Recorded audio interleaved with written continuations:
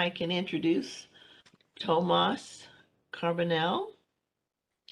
He is the Deputy Assistant Administrator for Stationary Sources, the Office of Air and Radiation at EPA, Environmental Protection Agency. So if we're ready, and Tomás is there and ready, I know it's a couple minutes early, but if he's with us, maybe he can join us. So. Good morning, Vicki. Thank you very much. Can you hear me okay? Yes, Tomás, thank you. Thank you. Yes, Great. welcome.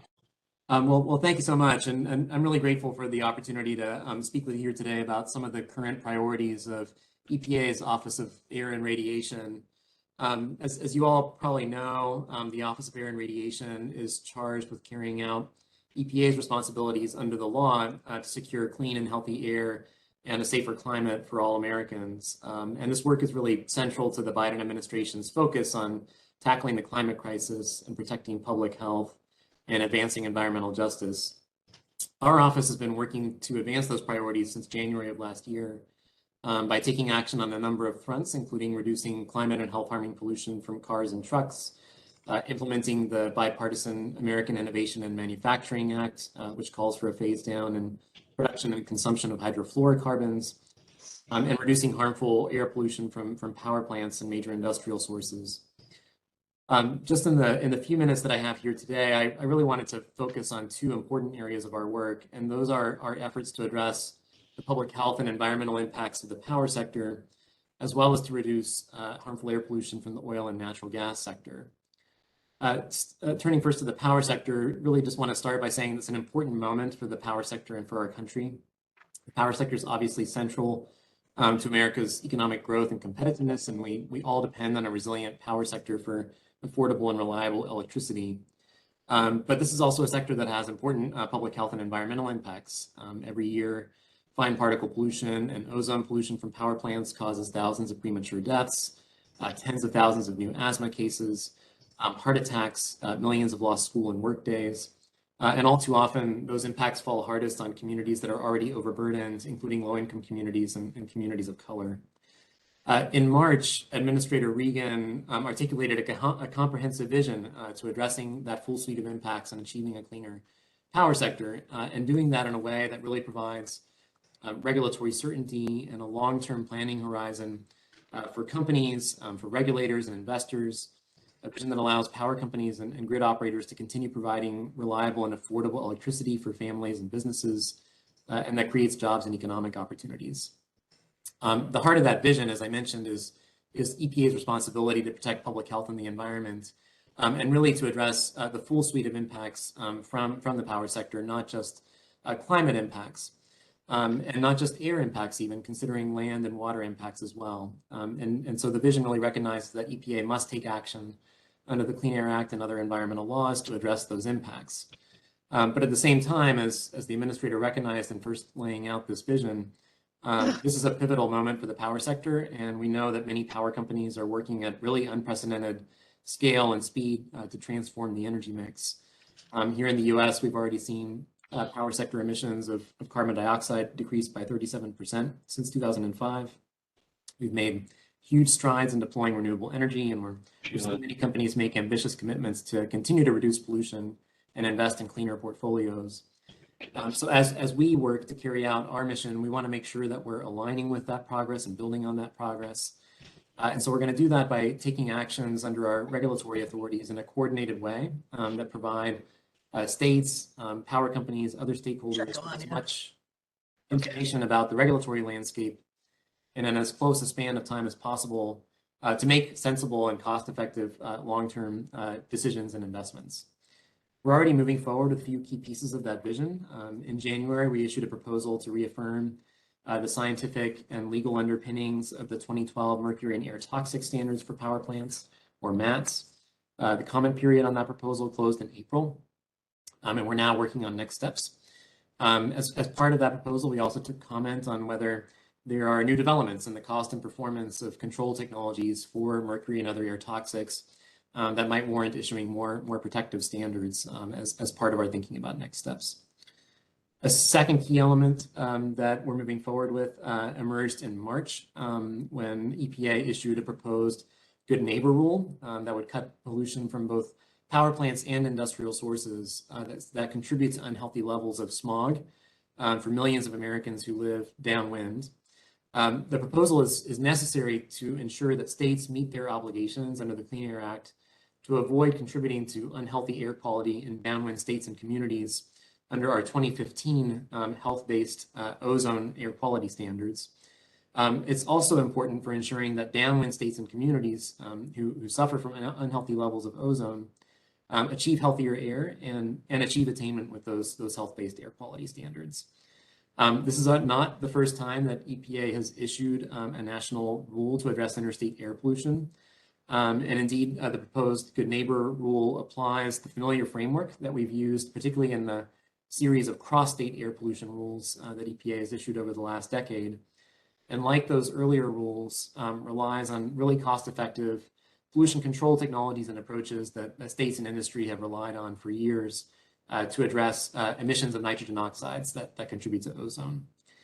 A key part of that proposal addresses power plants, as I mentioned. EPA is proposing to include 25 states in a revised and updated trading program for nitrogen oxides from power plants, and that'll include emissions budgets for fossil fuel-fired power plants in those states. That part of the proposal really builds upon the success of our existing trading programs under previous interstate air pollution rules. It also includes some innovative new features that are designed to achieve really broadly distributed improvements in air quality and to achieve improvements in air quality throughout the ozone season, including on high ozone days, by incentivizing plants to consistently operate their controls. Separate from that trading program, the proposal also addresses NOx from new and existing sources in a selected set of additional industrial source categories.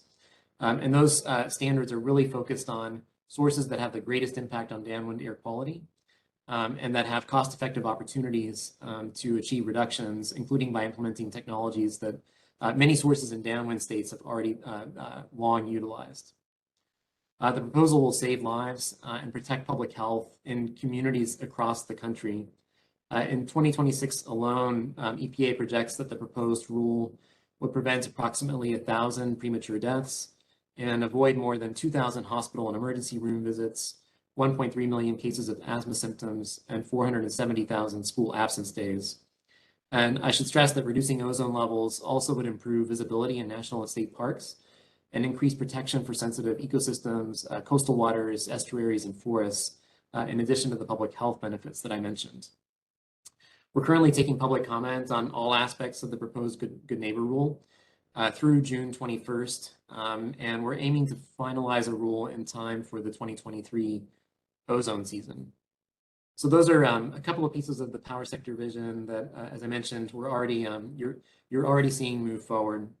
As we look to later this year and over the coming months, we're continuing to work on proposals to address carbon dioxide emissions from both new and existing power plants under Section 111 of the Clean Air Act. Just a few weeks ago, we released a draft technical white paper that relates to our work on proposed emission standards for new power plants under Section 111B of the Clean Air Act. The white paper is it's really an engineering paper. It presents information on control techniques and measures that could reduce greenhouse gas emissions from new natural gas-fired combustion turbines. These turbines are an important part of the current generating portfolio and account for a large share of both generation and greenhouse gas emissions from the power sector. Some of the technologies that we discuss in that white paper include efficiency improvements, co-firing natural gas with alternative fuels such as hydrogen, using carbon capture, utilization, and storage technology, and co-locating turbines with energy storage. The white paper doesn't speak to any specific regulations or policies, but it does lay out what we know about the performance and applicability of these technologies. And we think it's going to be an important touchstone for EPA as we consider and review standards for carbon emissions from these new facilities. And we also hope it will serve as just a resource and a reference for states, for the public, for communities, and for a variety of other stakeholders in the context of permitting new facilities and making state level policies. So that draft white paper is already up on our website. It's still open for public comment through June 6th. And we're really looking forward to feedback on that paper and to a robust dialogue with stakeholders about the content of the paper and about the role of new natural gas fired power plants in the power sector.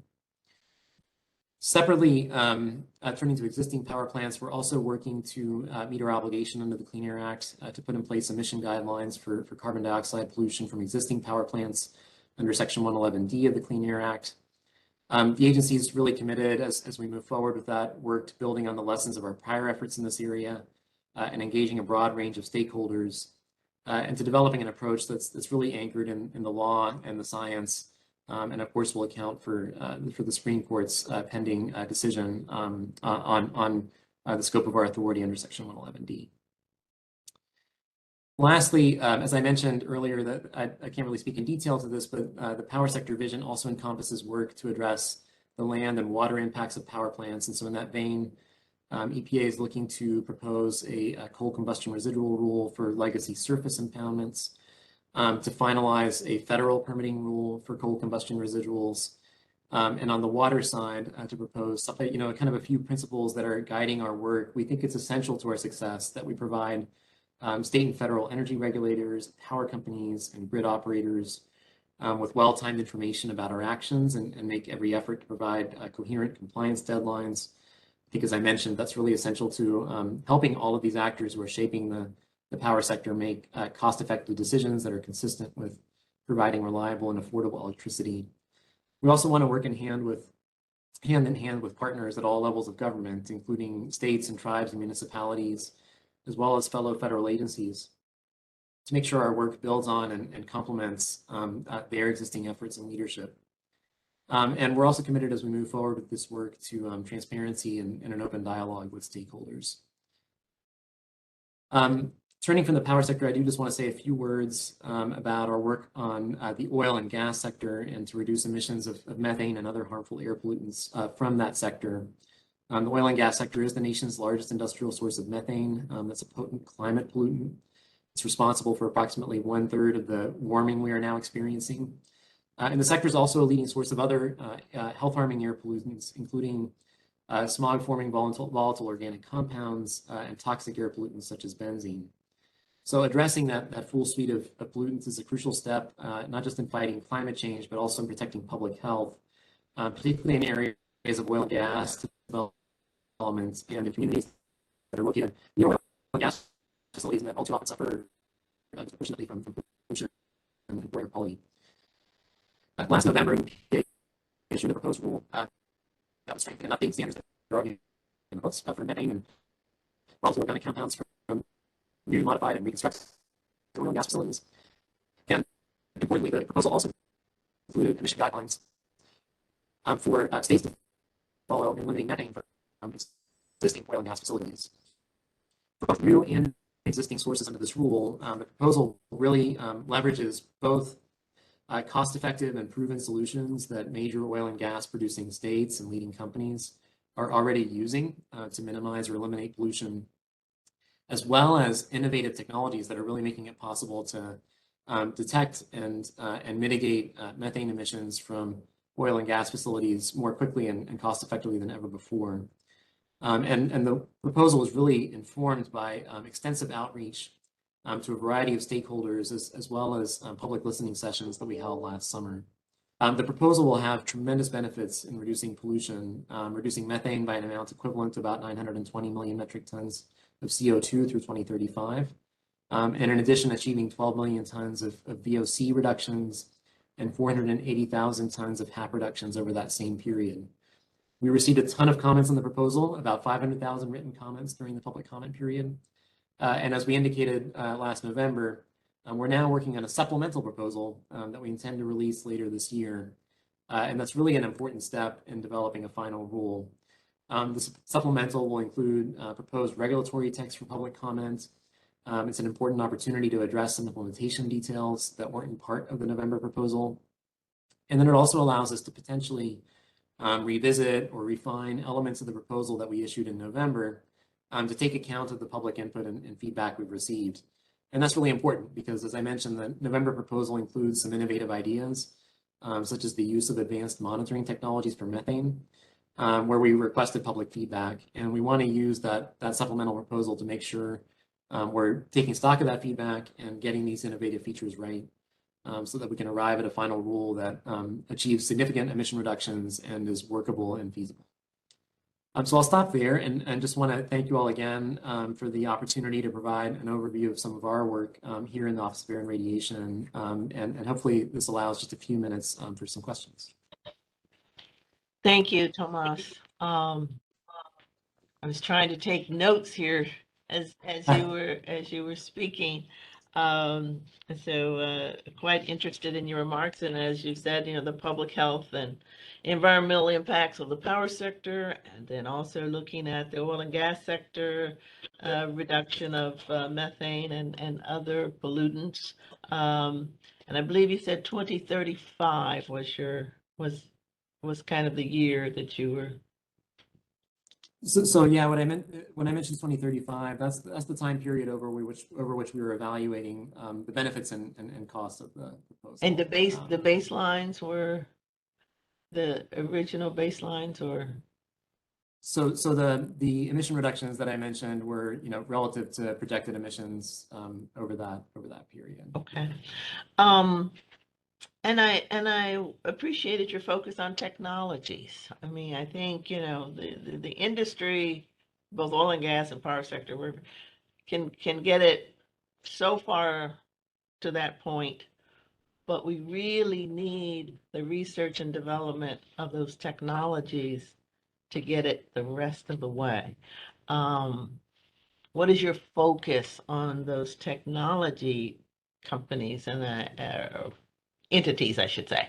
What's your focus on that? What's the? Sure, Vicki. Happy to speak to that, and I will say that the incorporation of advanced methane detection technologies and monitoring technologies was one area of the proposal where, months before we actually issued the proposal, we heard widespread support from stakeholders, including from industry, for the incorporation of those technologies in some way into the regulatory framework. And we heard that over the course of stakeholder meetings and the public listening sessions we held. But in addition, we took the extra step last August of hosting a methane emission detection technology workshop. Okay.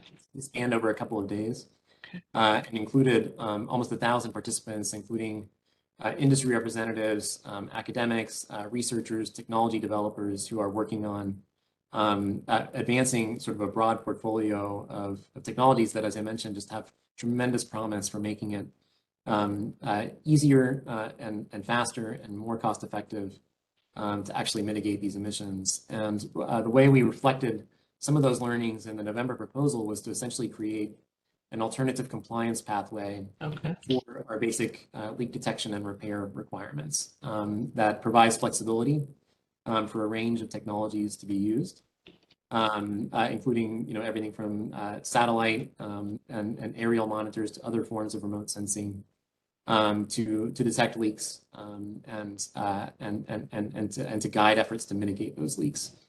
And so we are very interested, and we've been very interested in the feedback on that proposal. That's an area of the proposal that we continue to look at as we develop the supplemental, because again, we really want to foster and encourage the deployment and use of these advanced methods. Exactly. I will admit to you, Tomas, I have not read all of your proposals. So if I ask a question that's already evident, I apologize. But I'm going to admit to you that I have not. And we have a lot of resources on our website that it's a long proposal, but we have a lot of resources on our website that try to explain pieces of it and make it more accessible. Okay, so I appreciate that. You mentioned Administrator Regan's vision, and also part of his vision is the emphasis on environmental justice. Once again, have not read all the proposals, but how is that informing your work, your energy, your in this sector, and what your efforts in the two main areas that you talked about? How is that informing your work in those areas?